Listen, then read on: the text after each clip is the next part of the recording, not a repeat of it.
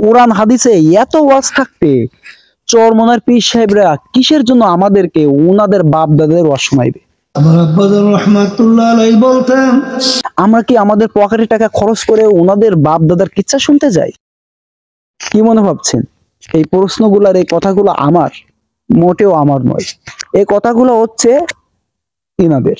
বাবা কি করেছে, দাদা কি করেছে, দাদা পীর কি কইছে, বাবা পীর কি কইছে, চাচা পীর কি কইছে, দাদা হুজুর কেবলা বলছেন, বাবা হুজুর কেবলা বলছেন। বাপ দাদার পরিচয় দেওয়া এটা একটা গর্বের বিষয়। যাদের বাপ দাদা আছে তারা তাদের বাপ দাদার পরিচয় দিবে, এটাই স্বাভাবিক।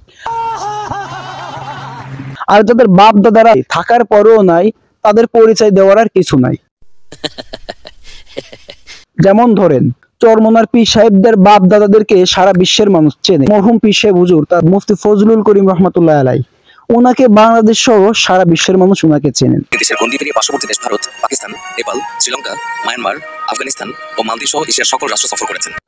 উনি একজন সুনামধন্য পীর, একজন রাজনৈতিক ময়দানের বীর। ওনার কৃতিত্ব কে না জানে।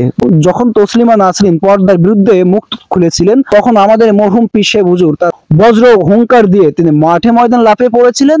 একটা সময় তসলিমা নাসরিন বোরকায় পেঁচিয়ে ওপারে পাড়ি জমিয়েছিলেন। তসলিমা নাসরিনের বিরুদ্ধে ঐক্যবদ্ধ আন্দোলনের প্ল্যাটফর্ম সম্মিলিত সংগ্রাম পরিষদের সমন্বয়কারী। এমনটাও শুনেছি যখন নাস্তিকদের আবির্ভাব বাংলাদেশে বেশি দেখা গিয়েছিল, তাদের বিরুদ্ধে জিহাদ ঘোষণা করে চরমনার মরহুম পীর সাহেব হুজুর কাপনের কাফন জড়িয়ে ময়দানে অবতীর্ণ হয়েছিলেন। 1996 থেকে 2001 মেয়াদে আওয়ামী লীগ আমলে তিনি ফতোয়া বিরোধী রায় বাতিলের দাবিতে কাফনের কাপড় নিয়ে সারা দেশে আন্দোলন করে তোলেন। সমস্ত বাপদের পরিচয় দিতে গর্ব লাগে, অহংকার লাগে, তেমন একটা কপাল লাগে।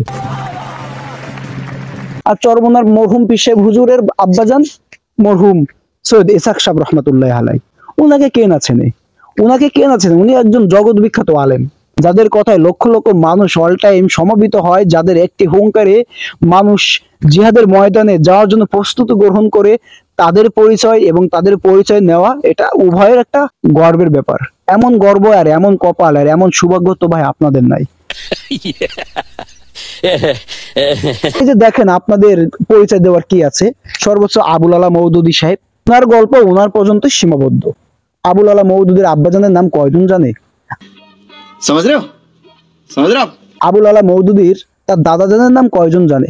কিভাবে জানবে? কারণ আবুল আলা মওদুদী এতটা সৌভাগ্যবান ব্যক্তি নয়। মাওলানা দেলোয়ার হোসেন সাইদি, ওনার আব্বাজানের নাম কয়জন জানে? ওনার দাদাজানের নাম বা কয়জন জানে? ওনার সন্তান আছে, ওনার ছেলে আছে, ওনাদেরকে বা কয়জন চেনে? আজ ওনারা যে ওনার বাপ দাদার পরিচয় দিবে কিংবা দিয়ে গেছে, এরকম সৌভাগ্য ওনাদের নাই।